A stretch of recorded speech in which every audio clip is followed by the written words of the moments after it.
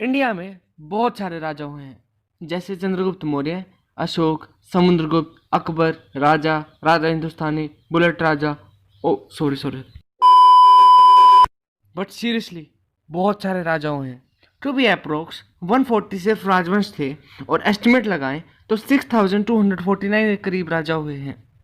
तो इनमें से किसी ने दुनिया जीतने की क्यों नहीं सोची? शायद सोची भी हो। तो आइए एक जर्नी पे चलते हैं और बनते हैं अज्ञानी से अज्ञानी।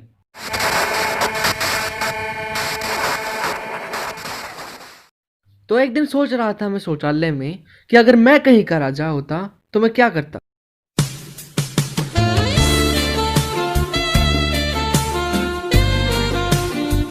अरे मम्मी, नहीं नहीं नहीं, कुछ नहीं सोच रहा, कुछ नहीं सोच रहा। चप्पल क्यों उतारे हो? बट सीरियसली मैं सोचता अपना एम्पायर बढ़ाने की, दुनिया जीतने की। तो ये बात पहले के बड़े बड़े राजाओं ने क्यों नहीं सोची?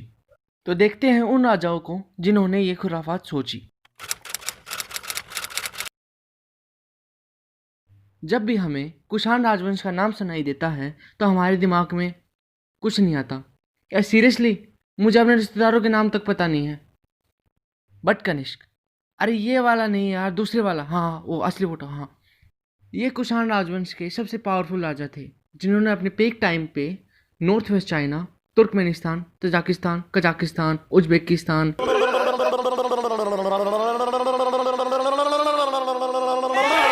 2 hours later. तो इन्हीं देशों पे कनिष्क ने राज किया।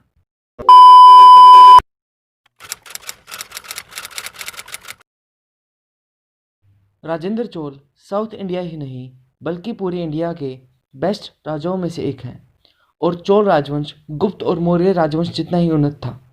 राजेंद्र चोल अपनी बड़ी नेवी और बहुत बड़े वॉर फोर्स के लिए जाने जाते थे। उन्होंने साउथ इंडिया ही नहीं बल्कि पूरे Malaysia, Indonesia, Singapore, Thailand, Burma और उत्तरी श्रीलंका तक जीत लिया था। अब कुछ फेल अटेम्प्ट्स की ओर भी देख लेते हैं, क्योंकि बात चाहे यूपीएससी की तैयारी की हो या फिर क्रश के रिप्लाई की, फेल तो हम होते ही हैं।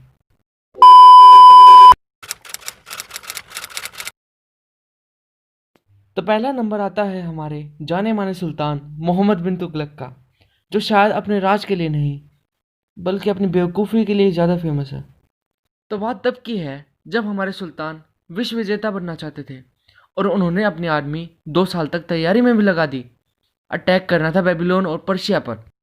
उसके लिए उन्होंने 3 लाख घोड़े और 5 लाख के करीब आर्मी जुटाई, पर ऐन मौके पर पैसा खत्म हो गया, और फिर सुल्तान ने अपनी आर्मी से बोले, Sorry, sorry, sorry, darling, sorry, darling.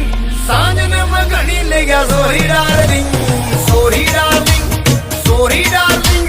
रात ने मगनी ले गया, sorry.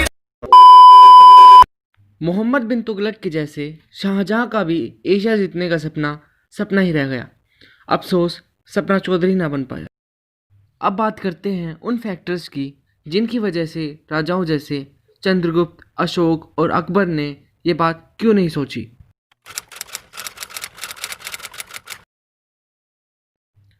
हिंदू धर्म के वेदों और पुराणों में लिखा गया है कि एक आदमी को अपना जीवन लिमिटेड रिसोर्सेज में जीना चाहिए, और लड़ाई से धर्म प्रचार की बात कहीं मेंशन तक नहीं की गई है।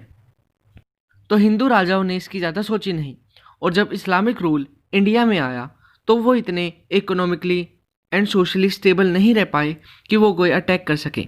अब चलते हैं अगले कारण पर। इंडिया का सबसे बड़ा एम्पायर रहा है मौर्य किंगडम, जो करीब 50 लाख स्क्वायर किलोमीटर तक था। हालांकि मंगोल एम्पायर, जो 2 करोड़ 40 लाख स्क्वायर किलोमीटर बड़ा था, उससे तो काफ़ी छोटा था। बट इंडिया के अलग अलग जोग्राफिकल फीचर्स उसे अनोखा बनाते हैं। यहाँ पहाड़, नदियाँ, प्लेन्स, प्लेट्यूज, रेगिस्तान, समुंदर, जंगल सब कुछ था। और यहाँ तक चाइनीज़ इंडिया को शिंजुक कहते थे, जिसका मतलब था हेवन ऑन लैंड, यानी धरती पर स्वर्ग। तो इसलिए भारतीय राजाओं का मन दूसरे देश नहीं ललचा पाए। अब तीसरे कारण पर चलते हैं। भारत में एक समय में बहुत सारे राजा राज करते थे, और उनमें मतभेद भी ज़्यादा होते थे। जैसे अलेक्जेंडर के इन्वेजन के टाइम पे सभी भारतीय राजा एकजुट हो जाते तो शायद वीर राजा पोरस बैटल ऑफ एडिपस नहीं हारते और हिस्ट्री शायद कुछ अलग ही होती। राजा अम्बी ने अलेक्जेंडर का साथ देकर अपनी कायरता और इंडियन डिसयूनिटी का सबूत भी दे दिया, और यही काम राजा जयचंद ने सेकेंड बैटल ऑफ तराइन में पृथ्वीराज चौहान के साथ किया, मोहम्मद गोरी के साथ हाथ मिलाकर। इसी डिसयूनिटी का मुगल्स और ब्रिटिशर्स ने बहुत फ़ायदा उठाया। अब आखिरी पॉइंट, इंडिया पास्ट में बहुत ही इंटेलेक्चुअल सिविलाइजेशन रहा है, पर आज हमारे पास उसका 20% भी पढ़ने लायक सबूत नहीं है। फॉर एग्ज़ाम्पल, जब भारत में इस्लामिक इन्वेजन हुआ तब 1193 में उसमें बख्तियार खिलजी नाम का एक मिलिट्री जनरल भी था जो खलज ट्राइब से रिलेटिव था।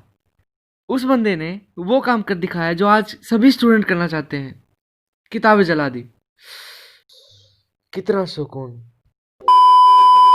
ओके सीरियस, वो सब हिंदुइज्म का नाम तक मिटा देना चाहते थे। बख्तियार खिलजी ने नालंदा यूनिवर्सिटी ही जला दी। उसमें करीब 9 मिलियन किताबें रखी गई थी। जो कंपैरिजन करूं, इंडियन नेशनल लाइब्रेरी कोलकाता में, उसमें 2 मिलियन किताबें हैं, जो प्रेजेंट में इंडिया की सबसे बड़ी लाइब्रेरी है। किताबें इतनी ज़्यादा थी कि 3 महीने तक आग जलती रही। यही नहीं, ना जाने कितने डॉक्यूमेंट्स जला या छुपा दिए गए हैं, कोई नहीं जानता। और एक रिसर्च कहती है कि 90% ऑफ इंडियन आर्कियोलॉजिकल हेरिटेज अभी डिस्कवर भी नहीं हुई है। शायद हमें उनमें कुछ मिल जाए। आई होप अब तक आप अज्ञानी से अज्ञानी बन चुके होंगे, पर अभी नहीं। गुरु दक्षिणा में लाइक शेयर सब्सक्राइब कर दो, वरना अंगूठा भी मांग सकता था यार। कुछ छोड़ दिया हो तो कमेंट करना, या फिर हमारी अगली वीडियो का सब्जेक्ट बता दो। I'll be waiting. So take care, bye bye, see you in the next one.